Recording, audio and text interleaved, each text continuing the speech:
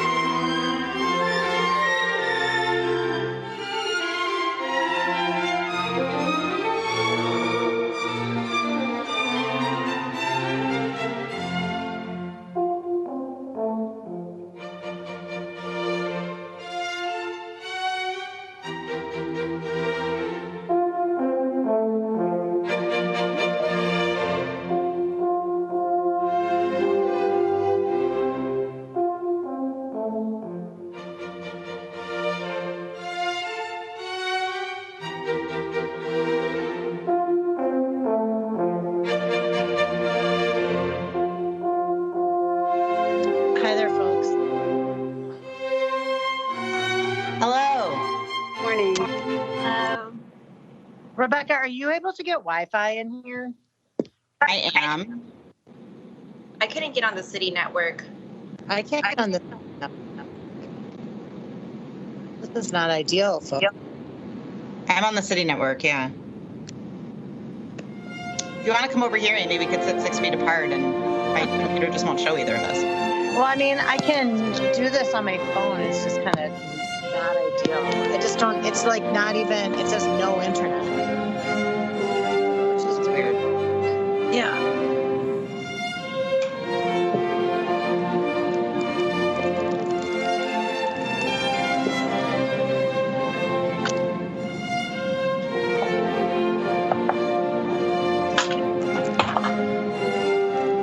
Well, all right.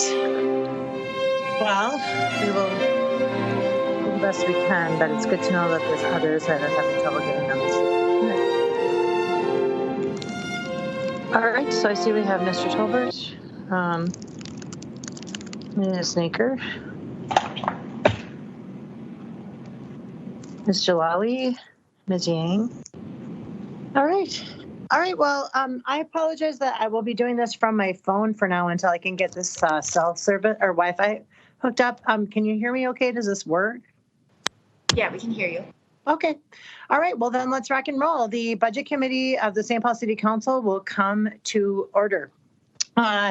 So as is our custom, tradition, our policy, we are getting a second run, I guess, at the budget presentation, and this is teeing up our work for the next several months. And, you know, in the past few years, we have wrestled with many different challenges in our budget.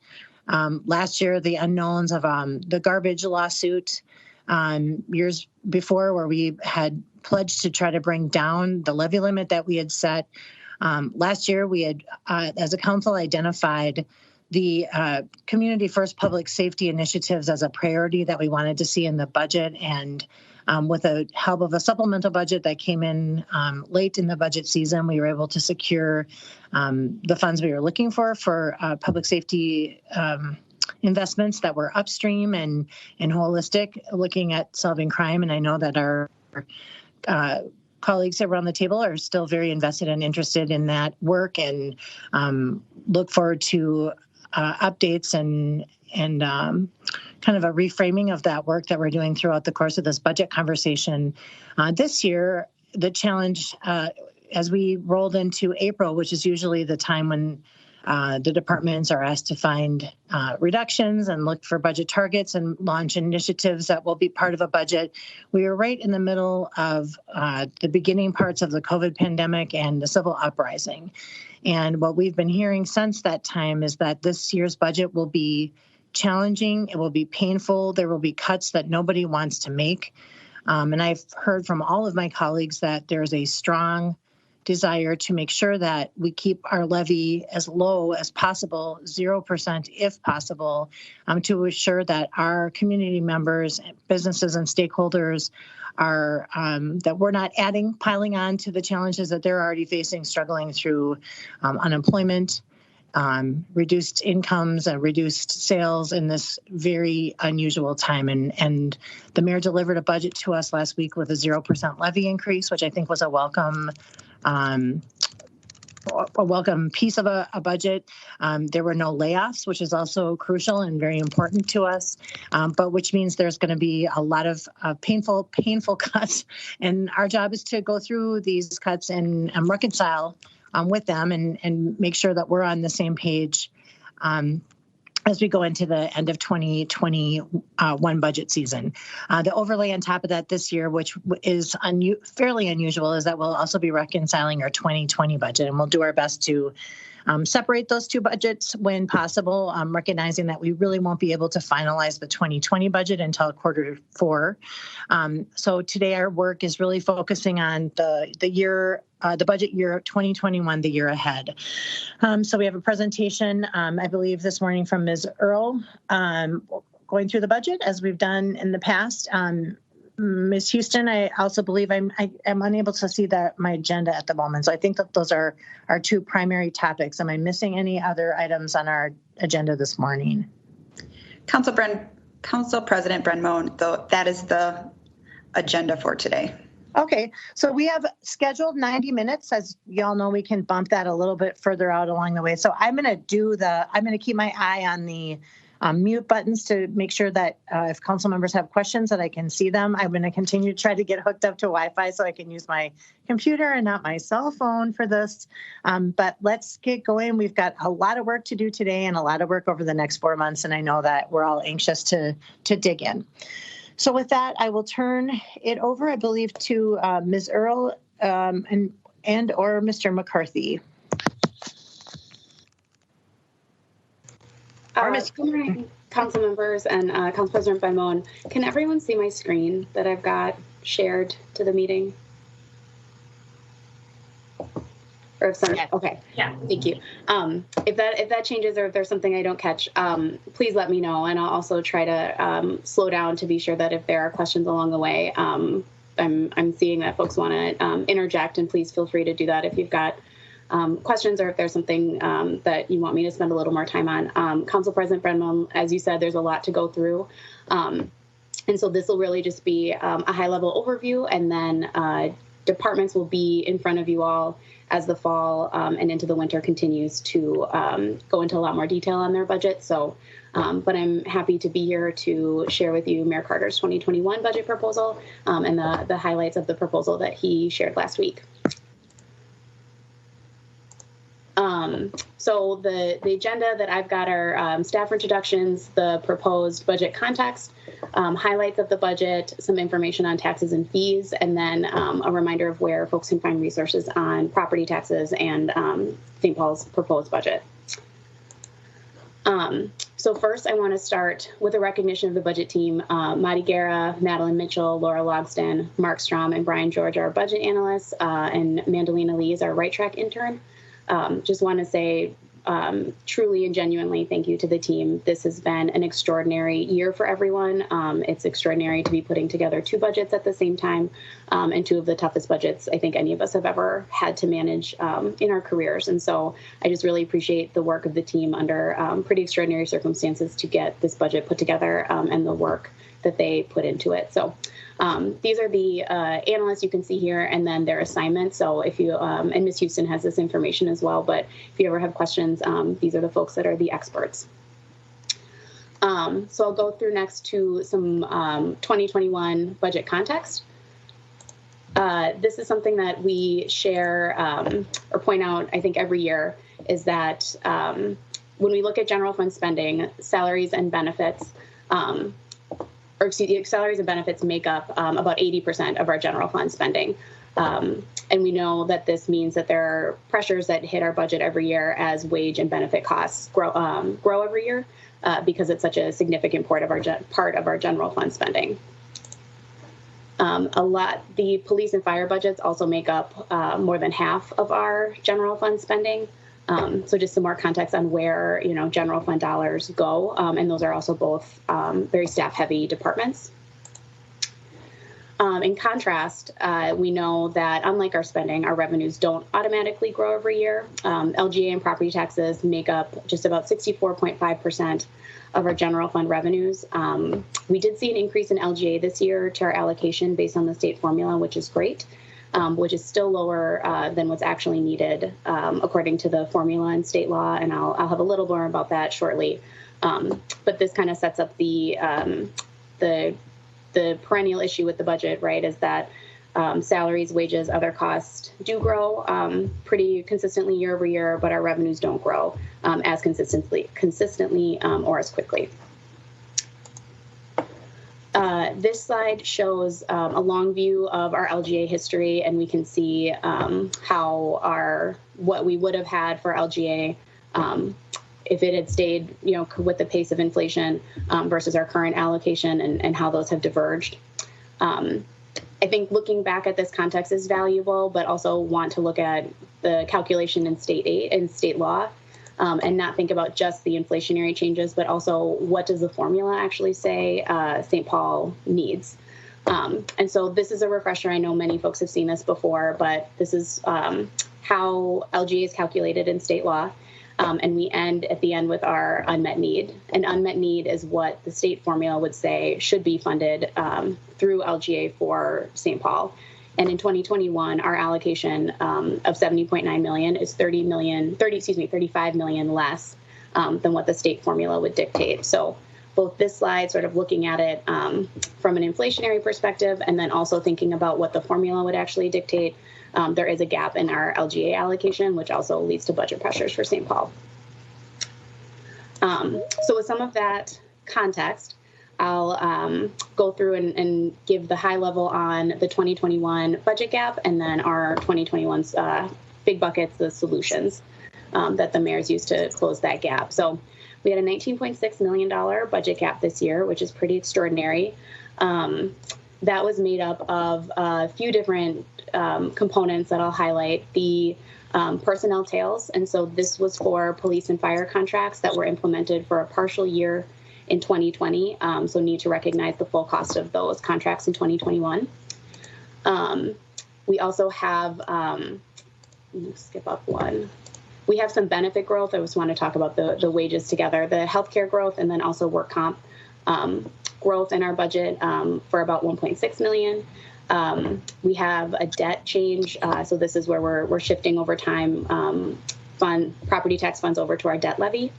And so that causes a need for levy, or a need for it adds to the gap in the general fund side. And then other planned spending changes is the orange box there for just under $1 million. Those are things like needs for Ford, the SRO contract that shifted over from the special fund to the general fund when the schools decided to end that contract, and just other net changes for one-time revenues and one-time expenditures in the 2020 budget that then come out in 2021. The biggest chunk added to our gap this year is the revenue reductions or the revenue projections that we have that added about $12.9 million to our gap. These are largely COVID related. This number encompasses all of the projected revenue changes. But the vast majority of the revenue losses that we are projecting in 2021 is a continuation of the impacts of the COVID pandemic, and we all know we've been seeing those in 2020, and so this projects out what we'll be seeing in 2021 as a lingering impact of the economic and social distancing and all of the things that factor into how our revenues come in. So that's how we get to our 19.6 million. The 2021 budget solution solves that gap, and then we have a small reinvestment in a couple key areas in departments. And this slide, I think, has a few more categories than it typically does. But as you can imagine, solving this gap took a lot of different pieces coming together in order to get to solved. We did, as I mentioned, see an increase in our LGA allocation. This is based on the state formula and how our calculation is done every year. We looked for what I'm calling citywide solutions here. And so an example of this is reducing charges to the Technology Innovation Fund and utilizing some resources differently in that fund in order to reduce the charges for all city departments. There's also some changes to work comp and property insurance that generate savings in the general fund and leverages some fund balances in other places. The fire department is proposing to sell Fire Station 51 and then puts the savings back into the general fund. So that's a one-time solution of $1.4 million. We're on a one-time basis shifting mill and overlay costs to CIB. So those are capital eligible costs that are funded in the general fund. So moving, having CIB fill in and pay for those costs in 2021 adds another 1.5 of solution. Department solutions is a big component of this, and we'll go through and I'll have highlights of reductions, changes, some revenue changes, but really departments having to come in and make some pretty significant, and I think as Council President Brenmone mentioned, painful reductions and changes to their operations in order to get this budget to balanced. And then we made a change to the debt levy, and so essentially put a little bit of that levy back into the general fund instead of shifting it over to the debt levy as we had assumed in the base, and kind of changed how we, what the long-term plan is for getting the debt fund balanced again. So that doesn't change. It changes in this year, and then we've kind of updated our long-term projections over the debt fund, and I believe we have debt on the schedule that Mr. Solomon will be here and can speak more to the overall debt picture for the city. That gets us to, oh, sorry, one more. Ms. Earl, just can I have sure. you hang on one second? I don't see anybody with their mute button off, but I just want to make sure this is fast and furious, and just want to, if any of my colleagues have questions at this point, okay, just every once in a while I want to make sure, because I'm doing this from my phone, it's hard for me to tell where you're at, Ms. Earl and stuff. So I'm just checking. Sure. Seems like we're good. Okay, great. And I'm sorry if someone, feel free to interject. Like I said, I know it's a little bit hard to sort of not being in chambers, read the room and see if someone might want to jump in with a question. So please jump in anytime. Yep. Yeah, we've got that, but you got to take a breath every once in a while too. Yep, so. Will do. Thanks. So the last section of the solutions are some updated revenue assumptions. We started with the 12.9, and then over the course of the process, can continue to revise revenues, and so some of that was able to come down to fill in the final parts that we needed on the gap. There are a small amount, 1.5 million, then of reinvestment, because that all of those changes add up to more than 19.6 to solve. And like I said, there'll be a couple areas that we'll talk about where the mayor and departments have prioritized new investments or changes to spending and increases for programs in 2021. So I'll pause and take a breath and see if there's anything on either of those slides, which I do know is a lot, and happy to talk about that now, or I know Ms. Houston and I are in close contact on questions. So if they come up later, that works as well. It looks like Ms. Naker has a question.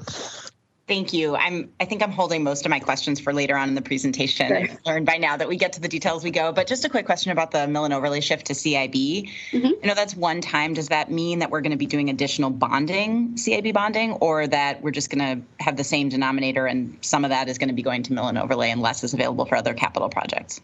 Councilmember Naker, Council President Brenmoen, it's the latter, is that the CIB is $11 million this year. And so we'll be doing it within that same, within the CIB program, but not, so it's not an additional CIB amount. And just a follow up, has that, I forget where we are in the cycle, but has that already been allotted to be spent a certain way? And so does this necessitate changes and something getting cut out that was intended to be financed this cycle? Sure, Councilmember Naker and Council President Brenmoen, we are in the second year, so we proposed a 20 to 21 CIB last year, so it does necessitate some changes. And I should clarify, I apologize, that we went sort of back up to 11 million. We had been planning on a slightly lower CIB issue related to some shifts we did over time to kind of keep that $11 million smooth. Looking at debt overall, we are able to afford to go back to our full 11 in 2021, but you're right, it also does necessitate some changes and shifts around in the CIB. I have one slide on, or a few slides on CIB highlights, and then we'll also be coming back with a more comprehensive overview of the CIB budget. So that'll pick up some of those changes that were made. Thanks. I have a quick question too. Ms. Yang. Hi, can you go back to the previous slide? I was just curious. I was wondering if you could dig a bit more into that, the role with new investments. Can you share where that is coming from again? At the very top, the 1.5. Yeah, and I so apologize. I can't tell who's asking the question. So Councilmember and Council President Brenmoen. Oh, Councilmember Yang, thank you. Yep. Sorry, it's just hard to see who's asking. I'll get into that a little bit more, but yes, it's there are some investments in parks and in technology and in libraries. So I have a slide a little bit further in the presentation that details out more specifically what goes into that 1.5. Thank you. Thank you.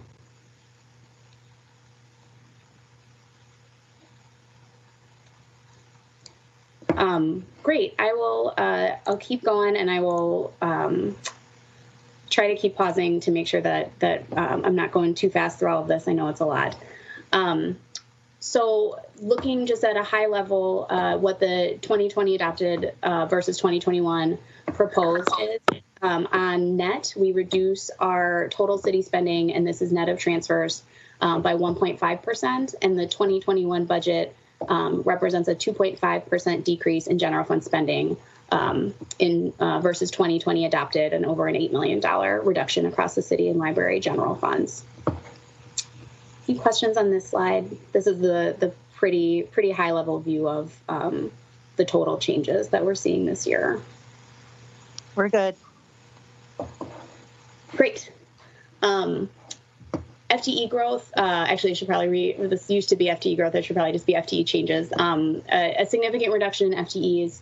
As the mayor had mentioned, this budget doesn't include any layoffs, so these are all reductions to vacant positions or positions that will be vacant by the end of the year. So no layoffs are contemplated or required in this budget. It's all through vacancy and then attrition savings.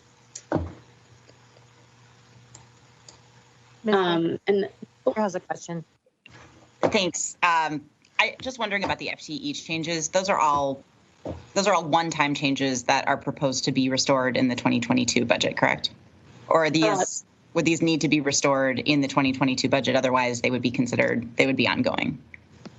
Council Member Naker and Council President Brenmoen, many of these we're considering them ongoing. I think the mayor's approach and department approaches is that as we come out of this time of reduced revenues and impacts on departments, there's always an opportunity to discuss what could be restored or what sort of service might need to come back. But none of these are necessarily guaranteed to be back or assuming to be put back into the budget in 2022. Okay, thanks.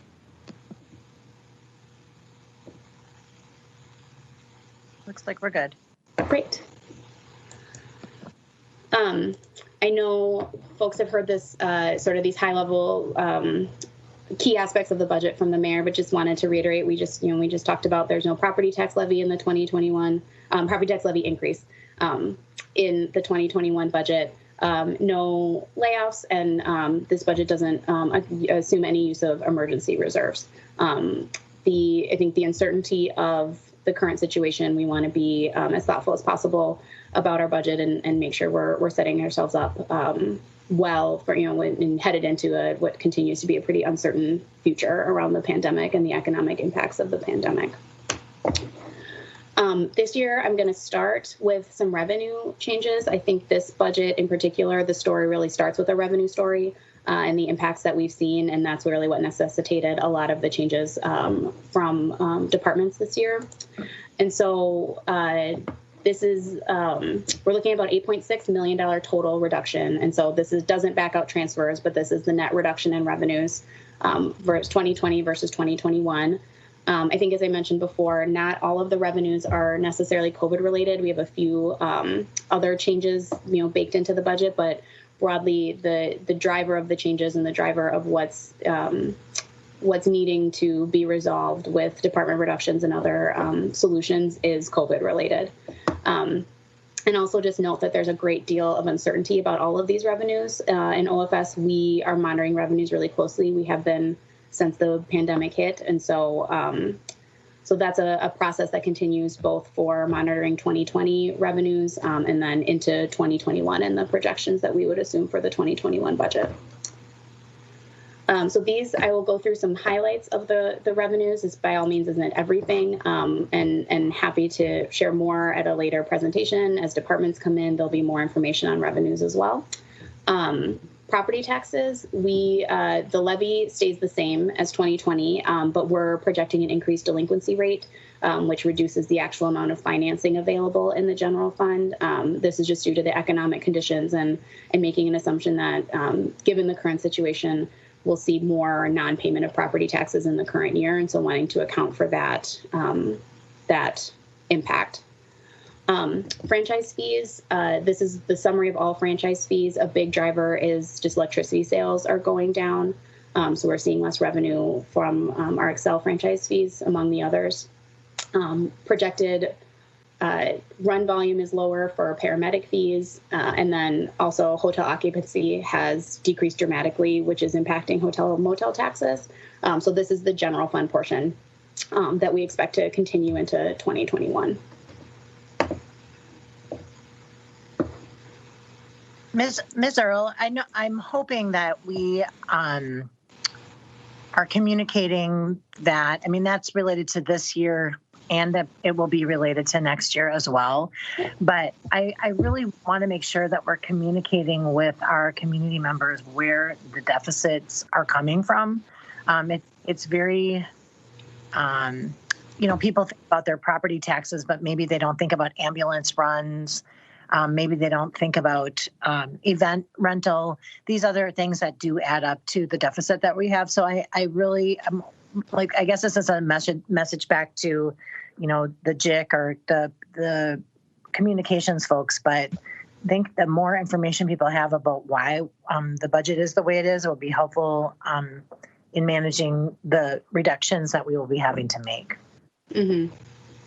Council President Brenmoen, I think that's a great point. And we will certainly, when we come back to talk about 2020, later this year, we'll be making sure that we're highlighting that as well. And we can let the JIC know and work with the mayor's office and communications around getting that message out that it's not, the property tax is really the thing, you're right, that gets a lot of attention, but there's a lot of things driving the reductions that we're seeing in the budget this year and driving the revenue story or the revenue situation that we have to manage. Right, because even with a 0% levy increase, people are still paying property taxes. So it's like, well, I don't understand. I still had to pay my property taxes. So I think, anything that can help shed light on how deep the impacts of COVID are and how multifaceted would be helpful. So I appreciate that very. Yep, thank you. Well, Council President Brennan will be sure to share that back with our communications folks and incorporate that into messaging around the budget. Thank you. Yep.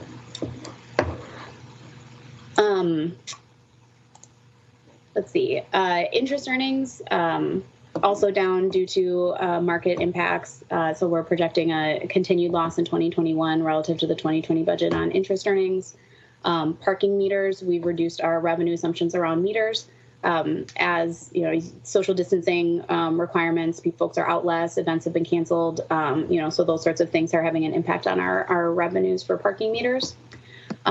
Similarly, the loss of revenue around traffic fines, that revenue also continues to go down, sort of separate from COVID, but I think also related to COVID. And then we do have a projected revenue loss in CFDs, and this one is more based on the change in the fee itself. This revenue has also been a pretty continuing to decline for CFD revenues, and so recognizing more of that reduction along with the change in the fee. Ms. Jalali has a question. Yep. Thank you. I was going to just ask what a CFD is. Oh, I apologize. Continuance for dismissal. Councilmember Jalali and Council President Brenmone. Continuance for dismissal. This is a court process that folks can go through for tickets and fines that they have with the city. And so that's a process that really takes place at the courts and then comes back to us through the revenues come back to us then once that process is completed. And the city attorney's office pursued a change in some of the fees around that. So that's what this is reflecting. And I can let City Attorney Olson know that that's something if you want to hear a little more about that when she does her presentation. No, thank you. I just could not discern what that acronym meant or what the words were. It's very helpful. Thank you. Got it. Councilmember Jalali and Council President Brenmone, thank you. We tried to do our best to get the acronyms out, but I appreciate the question.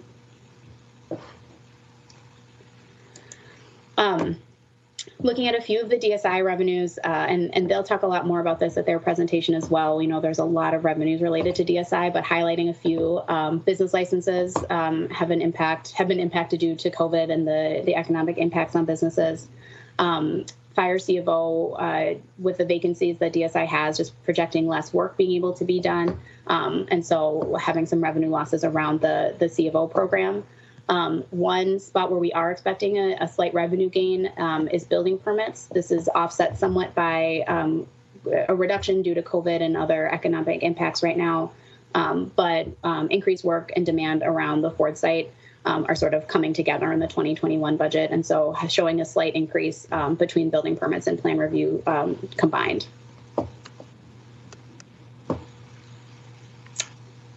That's what I've got on revenues. I'll turn over to the department budget solutions now.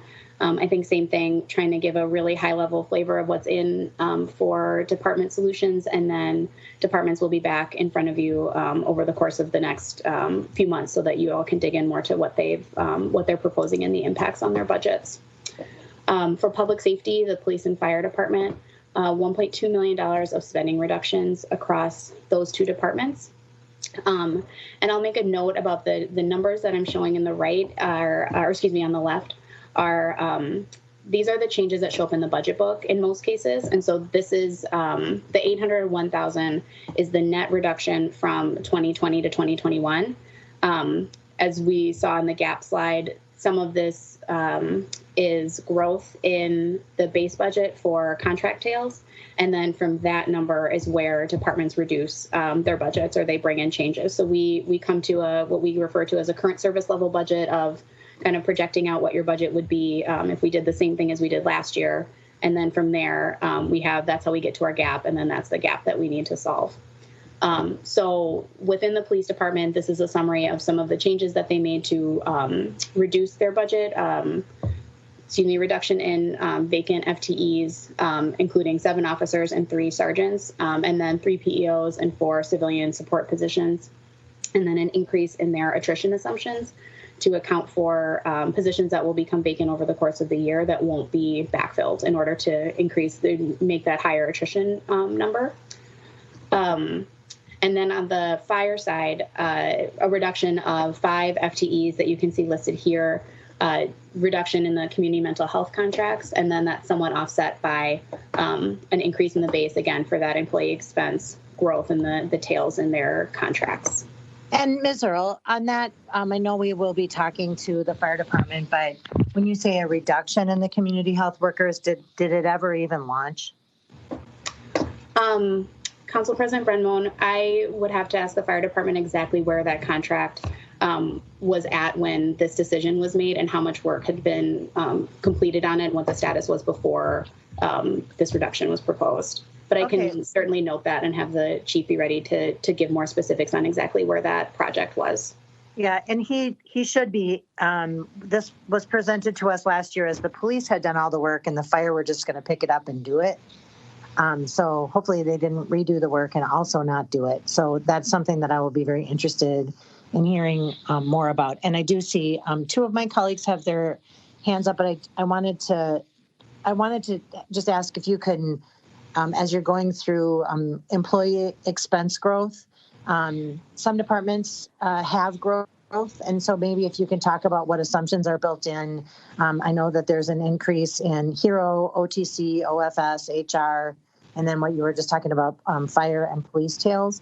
We had heard earlier that there was a negotiated wage freeze or contract freeze for 2021, but that those increases in those departments doesn't reflect that. So if you can make sure that you dip into that, would be appreciated. And maybe that's part of what you're getting to. Sure. Go ahead. Council President Brenmone, I'll just, I'm happy to talk about those as we go. I think just on a high level, there's a couple different things that I'll say. When I say contract tails, those are the costs to fully fund an increase that went in for part of the year. So for the police department in this year in 2021, they had increases scheduled in, I believe, April or earlier in the year. And then they've got another one that I know for sure is coming in November. So we only had to levy and essentially solve the budget for less than 12 months of that cost. And so then in 2021, those costs are fully realized and we need to have a balanced budget that incorporates all of those costs. So for places where there are tails, and the fire department did the same thing. They negotiated a delayed start to their increase in 2020, which then means we need to pick up those months in 2021. In addition, so there are not any across the board increases assumed in 2021 in the budget. So starting in 2021, there's not an assumption that there are any negotiated wage increases in the budget. And I also say that process hasn't fully played itself out yet with negotiations. I'm just speaking to the budget assumptions. There are folks still get steps. So those steps that are built into contracts, we ask departments to reflect those into their budget every year. In the case, well, and then I can get in, there's also some probably anomalies. OFS is one of them. We shifted some accountants from a special fund and brought the revenue that had funded them over into the general fund. So you'll see a big jump in employee increases, but that's not a wage increase. That's a shift of FTEs from one spot to another. So there's, depending on the department, there's a couple different things that are happening around the employee wage growth. Okay, and we'll want to dig into that and get a real clear understanding of where the shifts are happening. I mean, it makes perfect sense to me that if you're civilianizing some of the technology parts of the police department, that OTC would see an increase, but that would match what came out of the police budget. So I think being able to kind of walk through those things side by side will be helpful. Mm-hmm. Absolutely. Thanks. Yep. And I see Ms. Jalali and then Ms. Naker. Oh, Ms. Jalali, do you still have a comment? Sorry, I was muting. I'm sorry. My question is, within the police department budget, I see PEOs. Could you share what that acronym means? Council member Jalali and Council President Brenmone, PEOs is Parking Enforcement Officer. Okay. All right. Thanks. Ms. Naker. Thanks. This is a follow-up to Council President Brenmoen's question earlier. I also wanted to get some confirmation on what exactly the community mental health contract is. I don't know if this is the same program, but this is now the third term that I've seen used to refer to this program. When we heard about it last year, I believe it was called the Mental Health Co-Responder, and it was $130,000. And then recently, when we received our Community First Public Safety presentation update, individually, it was called the Community EMTs. Which apparently is something that is happening in fire, certifying at least 10 EMTs. But that wasn't something that had been originally referred to in the Community First Public Safety budget we approved last year. And it doesn't sound like it's the same thing as the mental health contract. So I'm confused as to, as Council President Brenmoen said, whatever happened with the mental health co-responders, and then are the EMTs, are those the same thing? And therefore, are they going away, or are they actually continuing in this next budget? Sure. Ms. Naker, I would also say that my recollection last year was that we shifted the community health workers to the fire budget. I don't remember the term mental health co-responders. Maybe that was the name it was when it was in the police department. But I fully 100% agree that this keeps changing names, but I'm not sure if it's because it's changed forms or if it's just the marketing committee. Yeah, I was reminding myself, I just looked back at their presentation from last year, the 2020 Community First Public Safety proposal, at least the one I was looking at, called it mental health co-responders, but shifting to fire. But I think there's confusion. Councilmember Naker and Council President Brenmoen, yes, we can definitely have the fire department speak to that. I know that there is an interaction with the community EMT work that the fire department is doing as well. So I guess, if we're okay, if it's okay with you to defer that question to the fire department, just knowing that there's so much confusion about it, I want to make sure that they can clearly articulate kind of the evolution of this program and where they see it going between 2020 and then into 2021.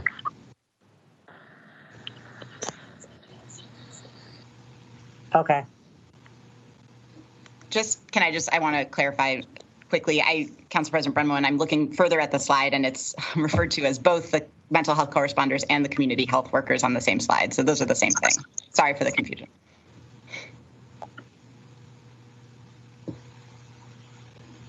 I'm not, okay.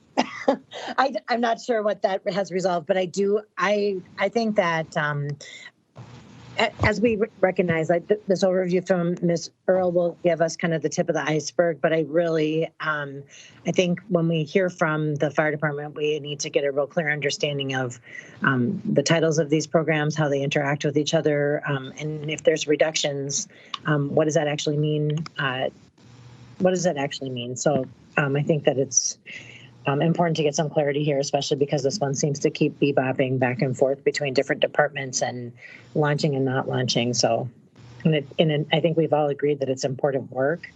Maybe we're not sure if it belongs as a city budget or maybe a county budget piece or maybe something that is outsourced, but it's definitely confusing when the names keep changing and it moves from one department to the next. So we would request some clarity on this issue in our budget presentations in the days or weeks ahead of us. Councilmember Naker and Council President Brenmoen, duly noted, and we will make sure that the fire department is ready to speak to that and answer your questions on that program. And I believe they're in front of you next week. So it shouldn't be, we'll make sure that that is something that they addressed in their presentation next week to you. Great, thank you. Thank you.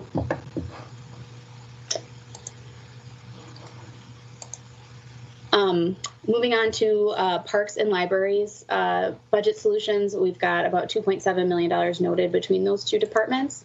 In the libraries, the vast majority of their savings are coming from keeping a reduction to vacant positions, and you can see the specific positions included here, and then a small reduction to the collections budget. And I know Director Pinkert will be in front of you all as the library board soon to talk more about the ways that she's sort of restructuring the services that the libraries are providing during COVID. But these are the savings that they're anticipating to continue into 2021 as part of the budget solution. The Parks Department has about $1.3 million of solutions. This includes reduced business hours at aquatics and a closure of the indoor facilities during the summer. reduced hours at rec centers and changes to some of the youth sports focus in order to reduce costs. They're also including an increased voluntary donation ask at Como, which they expect to generate some revenue, and then shifting support from the Como Friends to be more of an operating versus capital support, which also contributes to a budget solution in the Parks Department.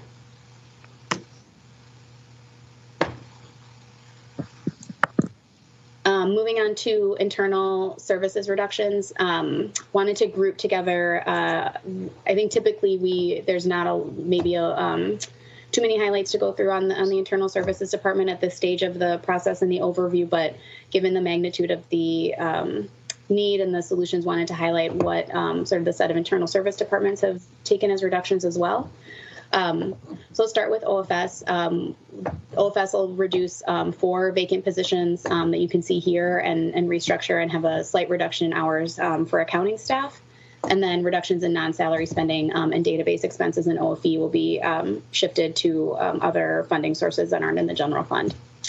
In HR, they're going to be reducing 3 vacant FTEs. And this net number here again includes some amount of base budget growth for employee expenses. Again, these are the types of things. Healthcare contracts do increase slightly, not as much as we had anticipated, but in 2021 there is growth in our healthcare costs for employees, and then also things like steps and other changes that have happened in the department from one year to the next do get reflected in the base budget, and then so that's how you get to that net number that shows up in the budget book. In HERO, again, reductions of vacant positions. They do have some, again, growth back in their base budget to get to that net $300,000 reduction in 2021. OTC will see a reduction of 8 vacant FTEs, and then also had a growth in their base budget for employee expenses, again, sort of budgeting where vacant positions need to be, and then the steps increases and other employee costs that go up. I'll come back to OTC. This is just the reduction side of their equation. There is some reinvestment in OTC that I'll talk about in a later slide. And then also city attorney is moving FTEs of senior attorney time to be billed to PED. And so that shifts the costs out of the general fund and into a special fund to be billed out. And then also as they've had vacancies, have been underfilling or sort of taking folks that leave the city at a high cost and high step, and move that back down to a lower cost employee as they refill those positions. So that generated savings in their budget as well. All right, Ms. Earl, Ms. Prince has a question for you. Thank you. And this is a question back to the parks cuts. You mentioned the cuts in the reduction of business hours at the aquatic facilities and the closure of indoor facilities during the summer. We saw those changes this year to deal with current year savings, as I understand it, deficit reduction. So this presumes that we'll also be cutting back those aquatics programs next summer. Council President Brennan and Councilmember Prince, that's correct. Okay. And do you know if that also includes the fountains and because that was all part of it, the waterfalls, the fountains, the water features around the city? Yep. Council President Brennan and Councilmember Prince, I believe the fountains are not included in reduction, so they're anticipated to be the funding is kept in the 2021 budget. When Parks comes before you, I can make sure that they're clear on sort of what sort of the hours reductions as it relates to the aquatics and sort of the swimming programming that they have, and then also the where the fountains and that discussion of the fountains and the other smaller water features around the city. Does that answer your question? Yeah, thank you. Okay, great. My understanding on that, on the water features like the fountains, was it had to do, there's a few of them in my ward, and my understanding was it had to do with an employee that actually moved over to DSI, and salary savings were incurred by not rehiring that position at that time in the beginning part of the season.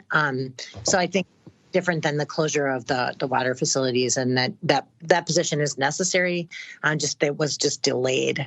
I was looking at some of the turned off fountains and features this year and thinking, when they don't run, it's also bad for them, just in terms of deterioration. And so I'm glad to hear that in the plan, those amenities should be turned on next summer. That's my hope. Mm-hmm. Council President Brendmoen, the Parks Department, and they'll be able to speak to this more. I think they, along with all departments who have a forward-facing presence, but a lot of the conversation from 2020 into 2021, there's some aspects of their proposals that are really health and safety related or driven by the public health needs and how those evolved over the summer. And then you're right, there are some other components that are budget savings or sort of prioritizations, and they'll be able to speak to sort of the impact and the decision making on both sides of that discussion and how that went from flowed from 2020 into 2021. Great. Just like to report that I am back on a computer and life is much better.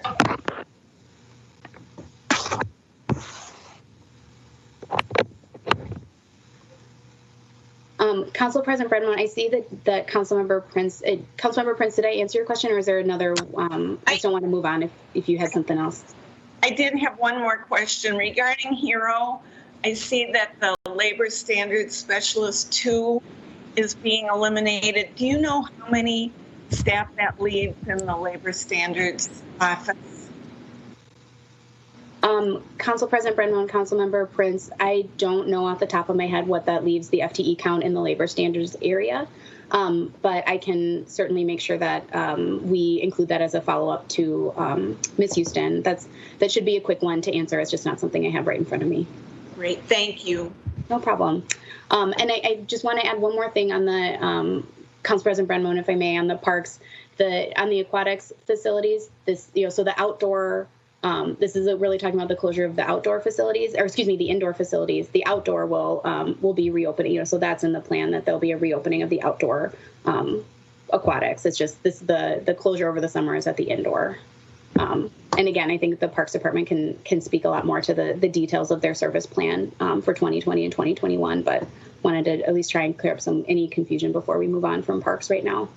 I appreciate that, and that does make some sense to me. I think it, just to my colleagues, it sort of renews the, we've spent a summer without our outdoor facilities open and without all those youth jobs that it provides, and it's been rough, especially this last week when it's been so hot. But one conversation that we've dabbled in the past is recognizing that the St. Paul Public School District has pools in many of its buildings, and maybe there's opportunities here in a time of more austerity to look at how do we partner with the school district to get those pools open and help our kids cool off in the summer. So perhaps these types of changes will necessitate those conversations in a way that haven't been as urgent in the past. And that's one of the many things that COVID, for all the negatives, they're certainly creating opportunities to look at things differently. So I completely understand keeping the outdoor stuff open in the summer and maybe saving some money on the indoor spaces, but also are there other ways that we can double up with our other municipal partners to provide the service? And I would look forward to having that conversation in the weeks ahead.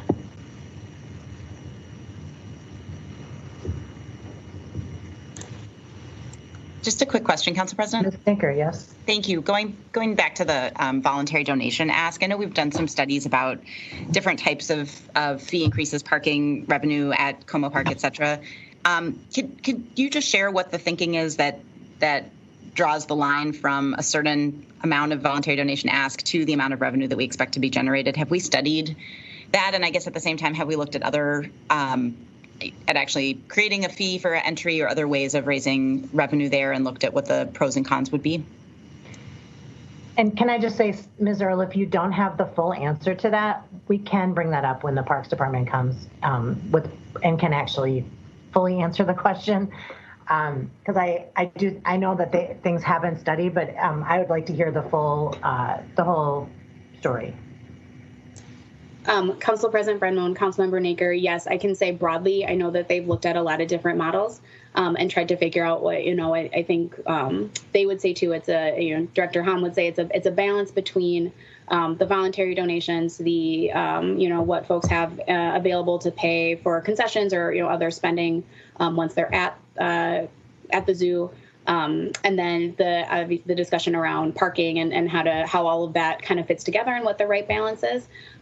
So I would defer to Director Hahn to speak more specifically to how they landed on the voluntary donation and sort of the projecting out on the increase. But yeah, they do feel that and they can provide more details that bumping up that voluntary donation will generate some additional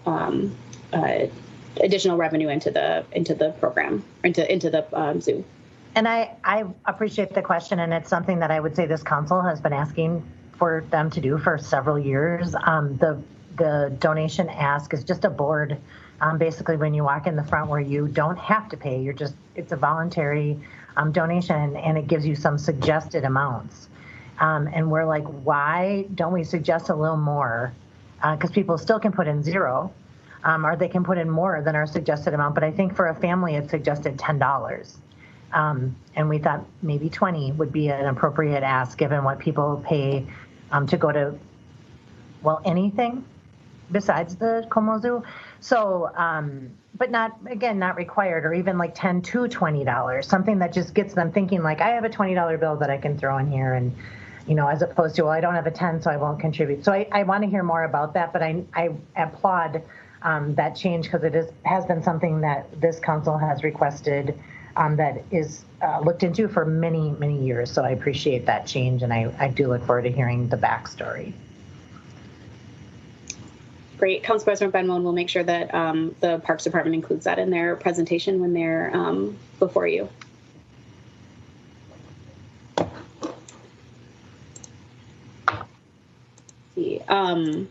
So I'm going to jump back ahead.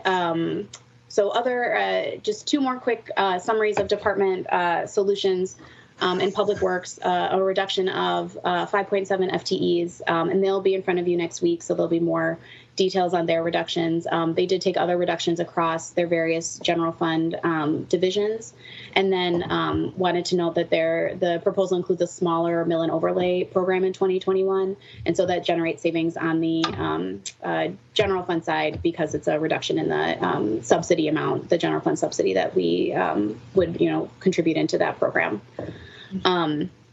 On the DSI, so in addition to the revenues, this is the spending side for the Department of Safety and Inspections, a reduction of 8 vacant FTEs, some smaller changes. They're also removing the budget line for merchant service fees, so that's going to be shifted to customers. That was something that the department had paid in the past. And then a small increase in elevator inspection fees is also included in their overall proposal. I'll pause, and then I've got some information on investments if folks are good to, okay. So as I mentioned in the first slide included some investments in a few key priorities. First, in OTC, there is an investment. The mayor was really specific about making investments in frontline customer-facing technology solutions. And so he chose to reinvest overall into the technology department. I think given the current situation, everyone can understand what the sort of the benefit and the reasoning behind bolstering our technology services at this time. And then additional investments in technology infrastructure, some increases in Microsoft contract costs, and then some anticipated PC replacement late fees are all included to make sure that the department's budget overall works and can fund these items that are needed in 2021. In the libraries, Director Pinkert really prioritized finding funding for moving the cultural liaisons into the general fund and creating a new library program coordinator position. The cultural liaisons had been funded in special funds on grants in the past, and this finds a permanent funding source within her general fund budget for those FTEs. And then mobile hotspot investments are made permanent. So this had been funded in the past, again, with different funding sources. This moves it into the general fund on a permanent basis in the library's general fund funding. And then in the Parks Department, $328,000 for the Awakenings Intervention Program as part of the Community First Public Safety Framework. And I know that Ms. Houston has noted a request from the council for an update on the Community First Public Safety budget overall. So just wanted to make sure while we're on this one that you all know that that's we've received that request and that's in the works to make sure we can get an update to you all on the Community First Public Safety, a comprehensive update on that, where that's at for 2020 and into 2021. And thanks for noting that, Ms. Earl. We've had sort of piecemeal updates along the way, but I can only speak for myself, but I haven't heard of Community First Public Safety Awakenings Intervention Program up until this very moment. So, and I'm seeing some other no's, so we should make sure that that is also part of the update. Council President Brenmone, thank you for noting that. We'll make sure again that that message gets back to the Parks Department so they can include some more specifics around that component of it when they present to you. And then, as I said, we're working on getting that comprehensive summary as requested. So we'll get that to you all as soon as we can. Okay. And I mean, it sounds great. It's just we haven't heard about it. Sure. So. Any other questions on the investments or sort of the operating items overall? I'm going to shift to capital next, but wanted to pause and see if there's anything else before we do a quick overview on the capital budget. I guess my only question is, like, for example, on libraries, the $270K with libraries, and again, looks good. The cultural liaisons in the general fund, and we'll look forward to hearing more about this from libraries when they present to us. But does this mean that they did not find cuts and instead did increases, or is there something in the library budget that will offset the 270? Council President Brenmone, there also are those reductions. So this is these increases are offset with the vacancy reductions and the other changes included in the previous slide. So you'll get to a net reduction. This is a relatively small investment compared to the reduction. So it'll still net out to a year-over-year reduction in library spending. Okay. That was my understanding, just making sure. As this slide stands on its own, it looks like it's increases, but I recognize that it's an offset as well. So thank you for that. All right. Council President. Oh, Ms. Baker. Thank you. Ms. Earl, or perhaps this is Ms. Houston also, I'm not sure, but I think it would be really helpful as a follow-up document for us to just have a list of all of the specific vacant staff positions in each department that are not going to be filled this year, as you mentioned, that are kind of in each of these different buckets right now. It'd be helpful to see them all together and then to see how many years those positions have been vacant for. Because as we talk about potentially restoring those positions in 2022 or beyond, as you mentioned, we will have to decide about that. And I think it would be helpful to know, has this been a vacant position for 5+ years, which is one thing, or was it just vacated a week ago and that's really something else? Council President Brenmone and Council Member Naker, we do have that list in process. Ms. Houston has asked for that on behalf of the council. The years vacant, I think, isn't something that we're tracking so far, but we can certainly get that added. So that's in the works, and we'll make sure that the FTE reduction information as it relates to both years and the vacancies as it relates to both years is prepared and sent over to you all. Thank you.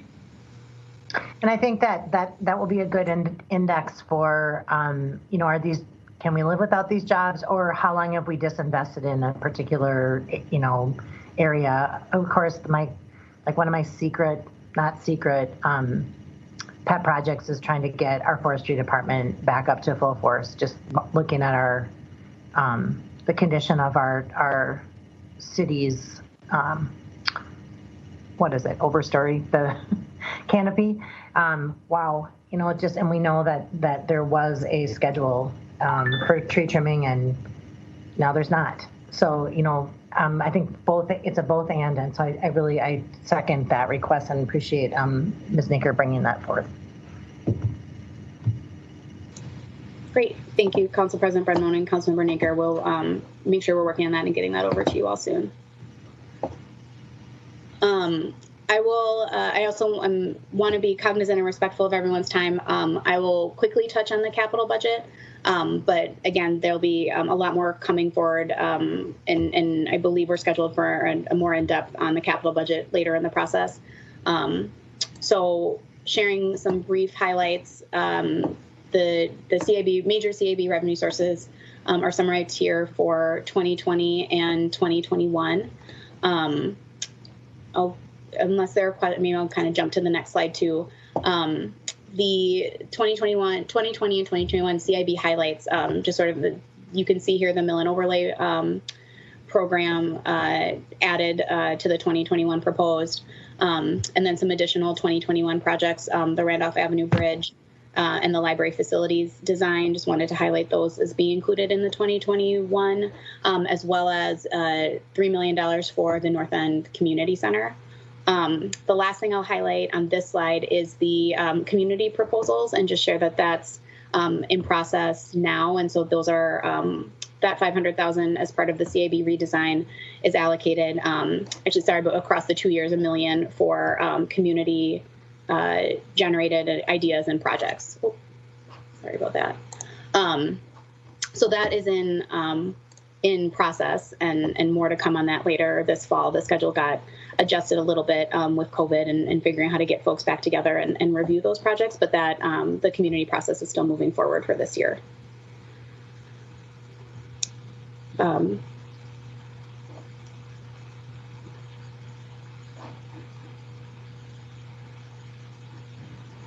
Council President, I think Councilmember Jalali may have a question.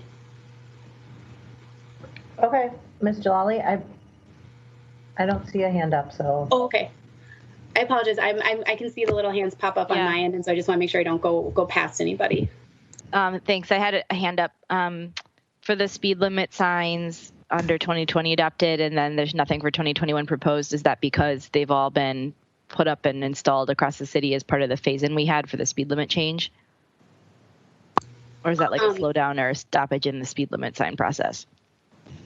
Councilmember Jalali and Council President Brenmon, this is just reflecting where the funding is in that year. We only included it as a project for one time in 2020, and this reflected the amount that Public Works believed they needed to make all of the switch over for the speed limit signs.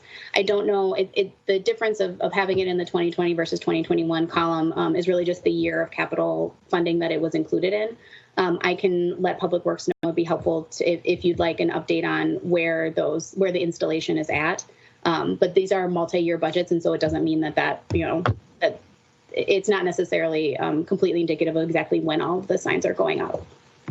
Sure. Okay. I might do some offline follow-ups. I just see some things in here where I'd like to get a better sense of where the project is at and what that means for what funding it's receiving, like the downtown bike implementation plan and some other things. So I can handle those offline, but thanks. Well, and if those are questions, I mean, we will get a presentation about the entire CIB budget separately, and we will also talk to Public Works. So I think, Ms. Jalali, they're good questions that we all want to hear the answers to, so we can tee them up offline, but also I expect that we will hear answers to all of those in-depth CIB questions at our CIB update as well. Awesome. Thanks.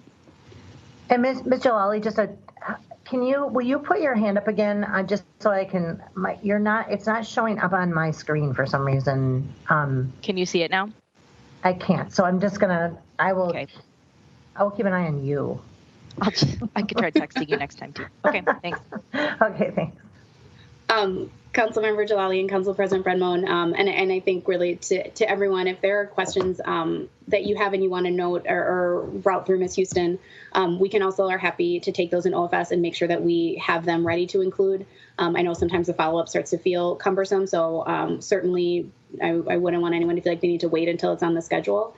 If you want to let us know if you've got questions or things you want to be sure that a particular department or that the CAB budget covers, we'd love to know that to make sure that we can be as responsive as possible and get you all the information that you need as quickly as possible. So just a quick note that we're happy to kind of do that pre-work and have it come through as when the presentations are scheduled. That's a great reminder. It's I think that we get a more thorough answer and really get to the bottom of the things that we're trying to understand when we share those questions in advance. So I encourage people. Of course, you don't always know you have a question until something comes up in a meeting. So we'll do a little bit of both. But things where we really want to go in depth, I really, Holly does a great job of wrangling our budget process, and questions can be routed through her. She works with Susan and John. So thanks for reminding us about that. I think we get a better quality presentation.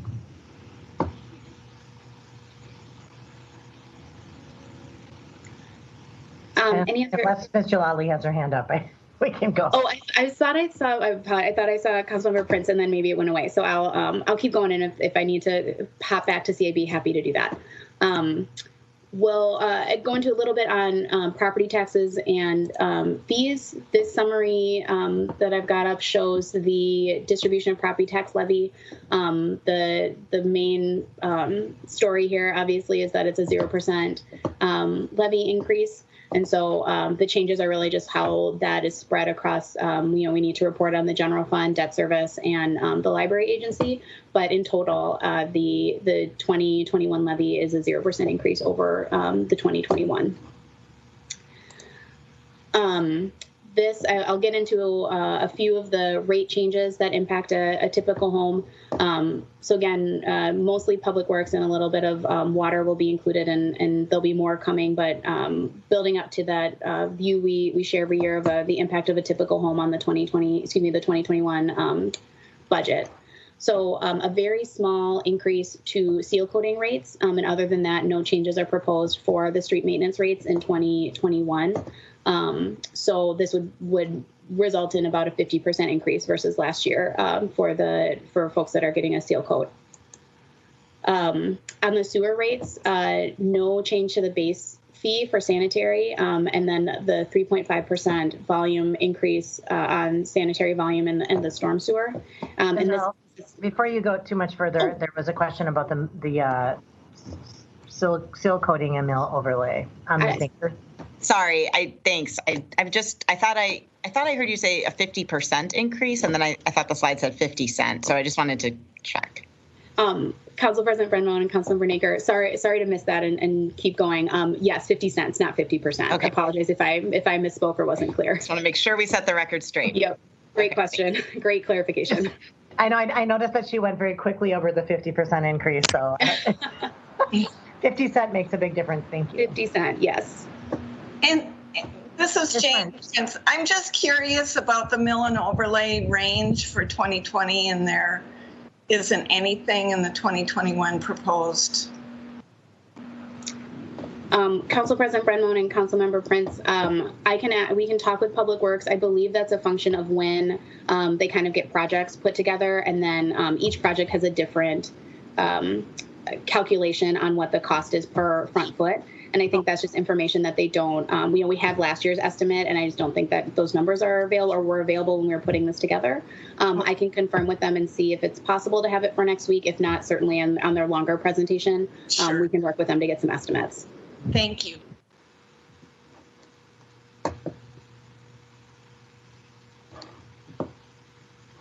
Okay, it looks good. And I can see hands now. I'm doing a dual phone and computer hybrid, so it looks like we're clear at the moment. Great.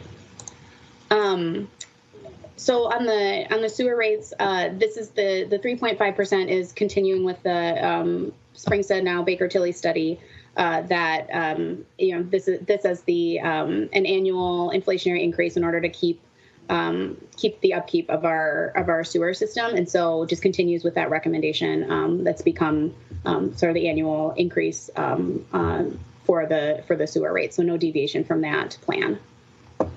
And that'll lead to about a $12.55 increase for a typical residential customer. Solid waste and recycling, there are some increases proposed. I want to point out that 10.2% looks pretty big, but this is on a pretty small base. So this is a 21-cent increase per month in the organized trash or the residential collection fee that the city charges.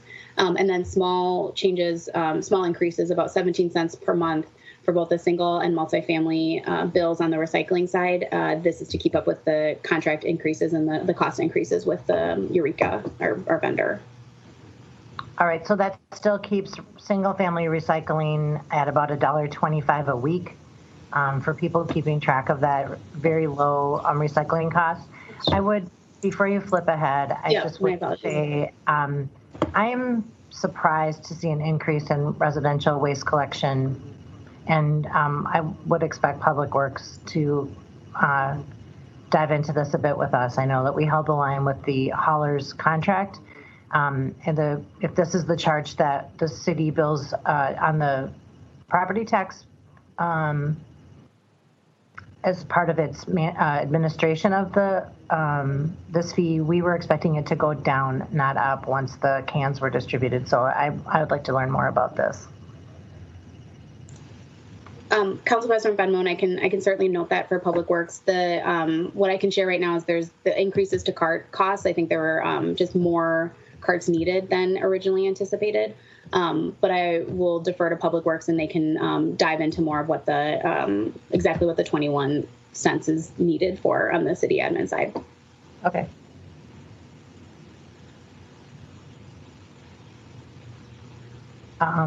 It looks like Ms. Naker has a question.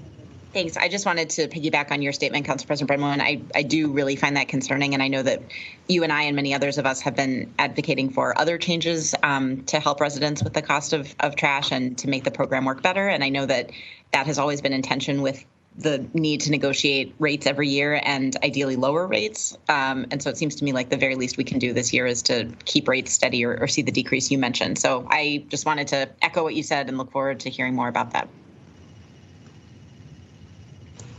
Council President Brenmone, Councilmember Naker, thank you, and I'll make sure that Public Works is ready to speak to that in greater detail when they're here for their budget presentations.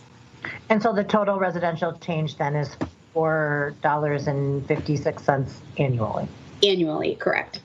Okay. That'll bring us to the overall view of a typical home. So this I know Mr. Samuel is in front of you last week with a lot of good information on property taxes. This is our view of kind of wanting to get an all-in picture. We know that property taxes is a component of what a typical home will pay.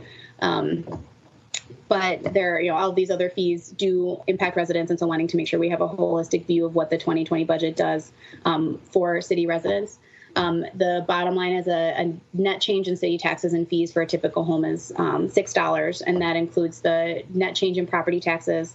And I know Mr. Samuel talked a lot about the shifts and that there's a lot of variation, that the median home is one snapshot, but depending on what's happening to your specific property, you'll see a different change, even with the 0% levy. The value of your home and how those shifts impacted your home specifically will look different from what a typical home will, or what we're showing on this typical homes summary. The volume increases for the sanitary sewer and the storm sewer are included. There's also a slight increase in the charges for St. Paul water in 2021 that the water board is proposing. And so the net impact on all of that is $6 year over year from 2020 to 2021. And Ms. Earle, for the benefit of our folks going through this budget for the first or second time, I do appreciate, again, the inclusion of sanitary sewer, stormwater, recycling, residential garbage, water, et cetera, to this impact statement. I think that historically those fees were kind of taken separately and not attributed to the overall cost of an increase for our residents. And I feel like this is very transparent. It's helpful for us in understanding what 0% levy increase means in conjunction with modest increases on some of the fees that people see. And so I truly appreciate your pulling that out. It also means that those modest increases are going to get a harder look.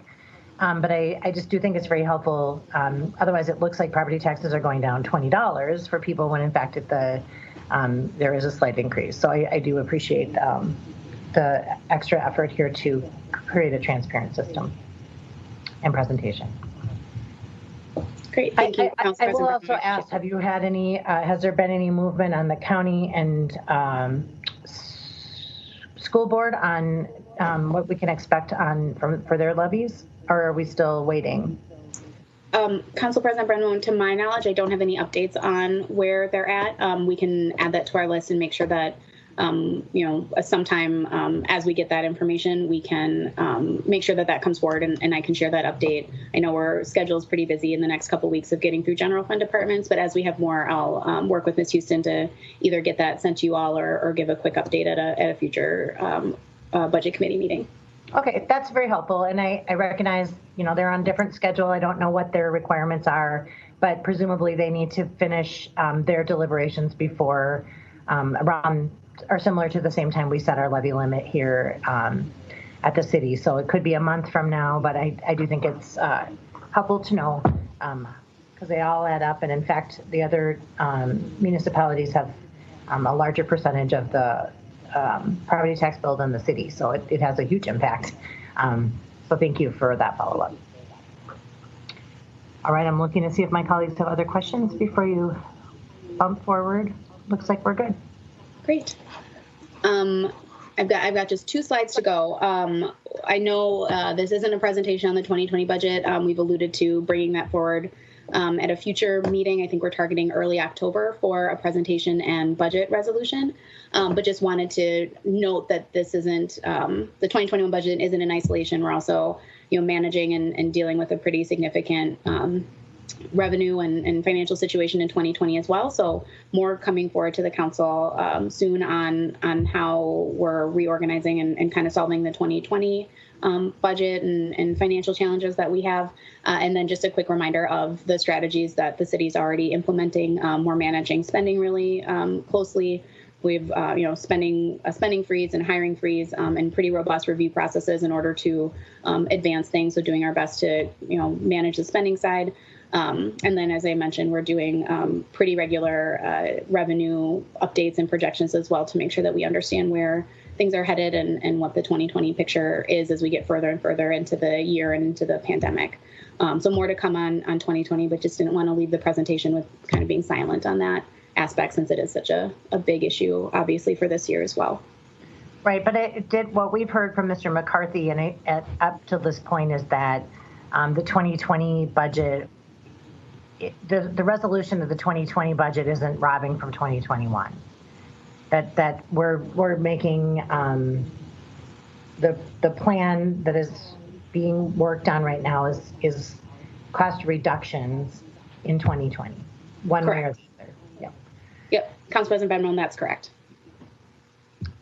Yeah, and I'm glad to hear that we'll be getting a presentation in early October on that, and I think by that point we'll be steeped enough in 2021 to be able to separate the 2 conversations, but recognize also that they clearly impact each other. So thank you for that.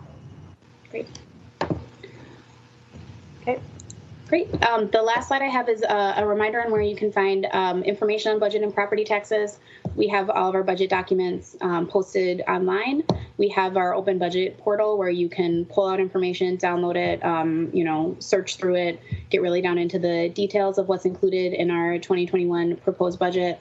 And then also the property tax estimator is updated. And so going back to the discussion on, the median home is one view and a constant view we keep over time to be able to do year-over-year comparisons. But what happens to a particular property or to a particular homeowner is really dependent on the value and the other changes that particular property will see. So we've got that set up for homesteaded single-family homes is what the estimator is geared towards, and there's also an email on that website if someone's got a question or needs more detail that doesn't answer. OFS is happy to take those questions and help folks get property tax questions answered. Ms. Earl, the property tax estimator I know was a really helpful tool last year, especially with the specter of the levy increase to cover potentially garbage collection. But can you remind me, please, is that just city property tax, or when we get the other figures from schools and the county, does that factor in as well?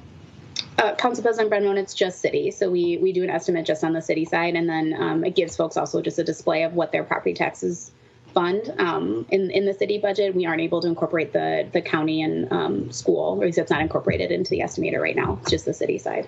Okay, I appreciate that, and I appreciate the clarification. We, as I mentioned 2 seconds ago, the school and the county make up a larger portion overall of the property tax budget. So we always chuckle around here because when people get their property taxes, they call the city council and the mayor's office to protest about it. But really, it's made up of a bunch of different entities, and ours is not the largest portion of it by any means. So it's a helpful tool. Perhaps one day we can get all of those other variables in it as well, so people can get a real picture of what, maybe a city perspective, and then an additional, like, this is what the overall property tax estimator looks like. But I do appreciate also the tools to help folks understand what the revenues are spent on the city level. There's at the end of the day, most people don't really care who is paying for what or how the services are being delivered. But when we're talking about revenues and property taxes, I think that is a really appropriate time to just kind of share what our work is around. So I appreciate that. Okay, you were just about to flip forward. I'm looking to see if my colleagues have hands up at this time. I don't see any at the moment. Council President Bemo, that's actually my last slide. So folks, I appreciate everyone's time. I know this is a lot to go through, and then I can go through it probably quicker than I mean to. So if there are questions, let me know either now or later, but I just appreciate the time to come and share this with you today. All right, I'm still looking to see if my colleagues have questions at the moment. And reiterating what you mentioned earlier, and I think what we've said a few times throughout the course of this presentation, that you're here sort of as the general contractor. You're going to give us an overview of what the budget looks like, but then we do have the opportunity in the next several months to do a deep dive with all the departments and really understand the decision-making process, where the cuts are. To Ms. Naker's point earlier, are some of these cuts things we've been doing for a long time? What are the impacts? I'm noticing, like in CIB, that we are committed to some of the maintenance projects that have languished in the past, and we know that when you don't maintain infrastructure, it falls apart sooner, and so kind of it ends up being a short-term fix, not a long-term fix, and so I'm appreciative of seeing that, and I look forward to hearing more about that from the departments as well. But in the meantime, as always, if things pop up as you're looking through your budget materials, as you're thinking about this presentation today, or if you're thinking of creative ideas on how we get through a challenging budget year 2021 or even 2020, please don't hesitate to use our Chief Budget Officer, Holly Houston, as our conduit for the council and to the budget office. Because once again, the more questions that we ask in advance, the better presentation we get when the departments come to share with us. So I don't see other questions, Ms. Earl, so you must have nailed it. Great. Great. Okay. I'm assuming that'll hold for the rest of the process. So. Well, we hope so. And we dittoing the gratitude to your team and the work that you've put into getting us here today, recognizing that this is no small task. And so it's taken an able group, and we appreciate the work that got us to where we are today. I just want to make sure if Ms. Houston has comments before we end here today, that we give her an opportunity to kind of tee up where we're heading next. But with that, I thank you, Ms. Earl, very much for your presentation today. Thank you. Council President Brenmoen and council members. So next up, we will start meeting each Wednesday morning at 10 a.m. and have the budget committee meetings. Next week, we'll be focusing on the budget changes for the fire department and Public Works, I believe. Susan's shaking her head, so yes. So we'll be hearing from Fire and Public Works. And so each department will have about 45 minutes to share what changes and what reductions they've made to their 2021 budget impacting the general fund. As a reminder, we're hearing from general fund departments. before the levy limit is set on or voted on September 16th. And then just a reminder that we'll be having a public hearing on the mayor's proposed budget September 3rd in the evening at 6 p.m. And so information about how to pre-register to be able to share your opinions on the budget will be coming out shortly. So that is in queue and on deck. So if you have any questions, let me know. Otherwise, I took notes as well as Susan, and we have a good working relationship to come together and make sure that we covered off everything and are getting the questions to your answers. Great. And just a little bit more on the public hearing process that you mentioned. Last year, after the budget, the council did a public hearing to get people's feedback early on in the process, as opposed to waiting till the far too late Truth and Taxation meeting. And the response was really overwhelming. It was wonderful to hear from people. I think that there was some special interest that motivated folks to come out, but definitely interest in talking about the budget earlier. We're online at this time, so it's going to have a different feel than it has in the past. And I wanted to make sure that that our community members and stakeholders know that there are so many ways to reach into your council members as we go through this budget process, including a phone call, an email, as well as the public hearing. We were talking the other day that where technology is in a place right now where you can probably email a video. Well, that would also be a way to reach us in a new and interesting way if you have access to that type of technology, which on your phone most of us do. If the public hearing is, or if our budget community input session is daunting or intimidating, please don't feel like that's the only way to reach us. We are reading all of our emails. We're keeping track of the information that comes into us on our phones as well. So we encourage people to participate early. I think earlier is impactful because at a certain point in the budget process, we're really far in to negotiated and sometimes just complicated budget negotiations. So that sooner is better, and we really do want to hear from people. So we'll get word out about the community input session. I'm here, I think, tomorrow, and I'm like looking at you virtually, like yes, and then again, don't feel like that's the only way to reach out to us. There's plenty of ways to input your ideas, and yeah, so it should be a good budget process. Albeit a bit on the I called it responsible and boring, which is a good thing for this year, right? Okay, so I'm looking at my colleagues. I don't see anybody else with comments at this time. So thank you, Ms. Houston. Thank you, Ms. Earl. Let the budget begin. We appreciate your time here today, and we meet again later, but for now, we are adjourned.